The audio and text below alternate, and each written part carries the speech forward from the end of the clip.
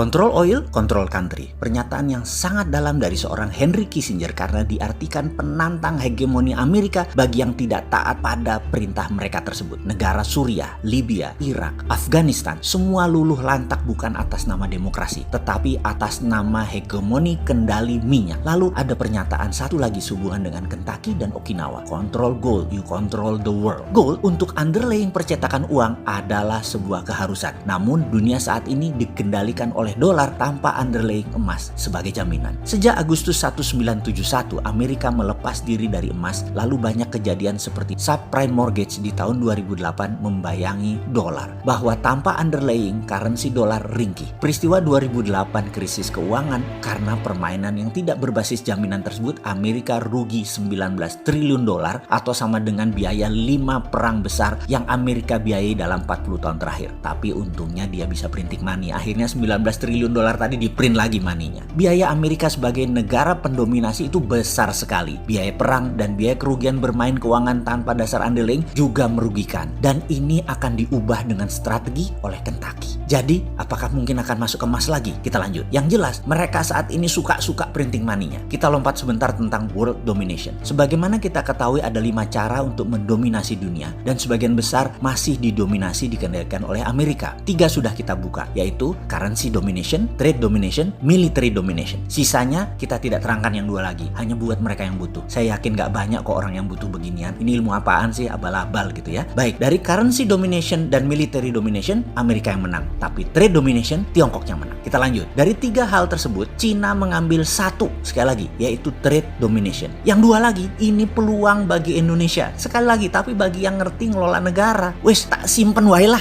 Orang banyak yang gak peduli untuk Indonesia menjadi berpeluang besar mendominasi yang 2 tadi. Indonesia malah lebih jatuh cinta sama Cina atau sama Amerika. Wes, biarin.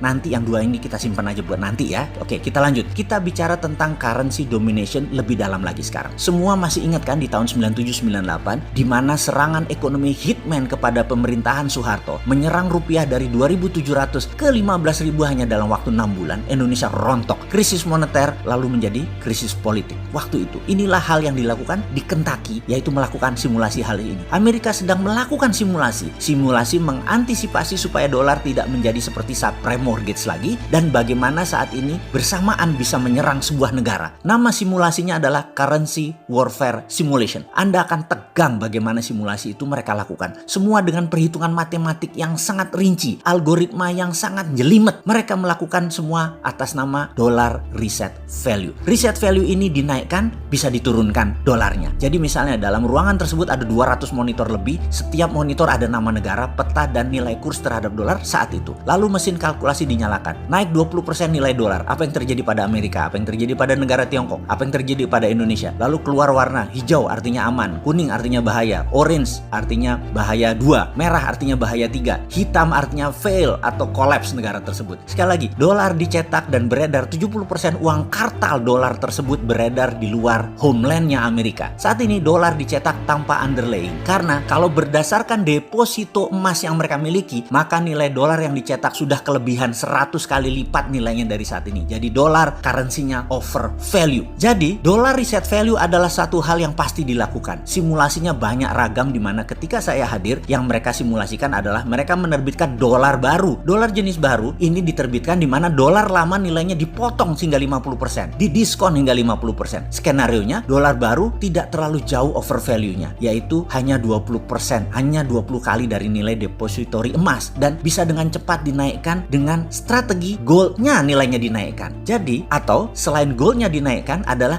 cadangannya dinaikkan, karena itu dia sangat berkonsentrasi untuk mengambil cadangan deposit emas atau tambangnya. Jadi kalau kita Indonesia memiliki cadangan devisa 120 billion dolar in one night, begitu dolar reset value dilakukan, nilainya tinggal 60 billion, tinggal 50%. Menariknya, ketika dihajar atau di-cut dengan 50% nilai dolar baru, Cina tidak rubuh. Cadangan devisa mereka, Tiongkok, walau ada dolarnya, namun gold reserve-nya Cina kuat. Dunia akan kacau jika dolar reset value dilakukan adalah sekitar 9 bulan, sampai keseimbangan ekonomi baru tercipta. Ada beberapa wilayah dunia yang akan lumpuh, ada yang tumpah darah, namun semua itu terukur. Simulasi kedua, dolar baru diciptakan namun nilai dolar lamanya adalah nol. Amerika nilai dolarnya sama dengan nilai cadangan emas mereka. Efeknya dunia akan perang selama 5 tahun, kekacauan sistemik di mana-mana. Cina collapse atau dalam bahasa Lemhanasnya namanya fail state, negara gagal. Simulasi berikutnya adalah dolar di-cut 80%, tinggal 20%. Ternyata Cina lumpuh menjadi negara paria. Menariknya, Indonesia rupiah itu di level turun 20% atau dolar naik, sudah lampu kuning. Di level 30-40% oranye, di level 50% fail state, merah. Kalau rupiah dikuatkan atau dolar dilemahkan, 50% ditebas, Indonesia lampu oranye. Jadi Indonesia lebih rentan jika dolar dikuatkan daripada dilemahkan. Jangankan diterbitkan dolar nilai baru, dengan dolar lama dibawa ke harga 19.000 atau 20.000 bahkan, sudah oranye pemerintah Indonesia saat ini. Sekedar mengingatkan, yang goyang pemerintahannya, bukan negaranya loh ya. Itulah salah satu di antara banyak informasi yang saya dapat dari Kentucky. Saya berpikir hebat. Ratusan gambaran sekelebat melintas di kepala saya. Semua gambaran prasangka buruk. Kepala saya terbayang galian tambang yang dalamnya minus 4.000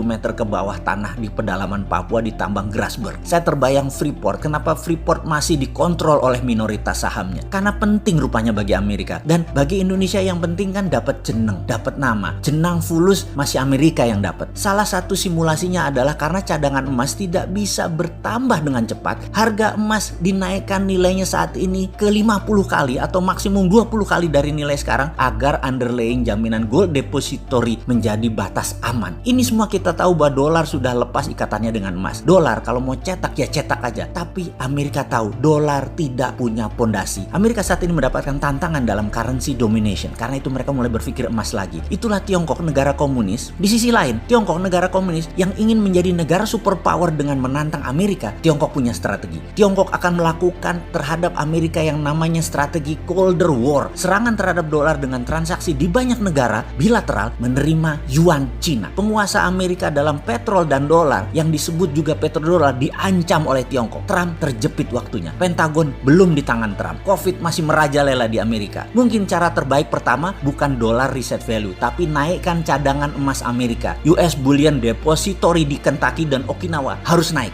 Sebentar. Okinawa Bullion Depository itu bukannya materialnya copper concentrate Freeport ya? Cadangan Grasberg yang 20 tahun ke depan masih 3.000 ton itu emasnya. Kenapa kita nggak minta bagi hasil emasnya ya? Kok malah koper tembaganya ya? Konsentrat lagi. Ya, begitu dah.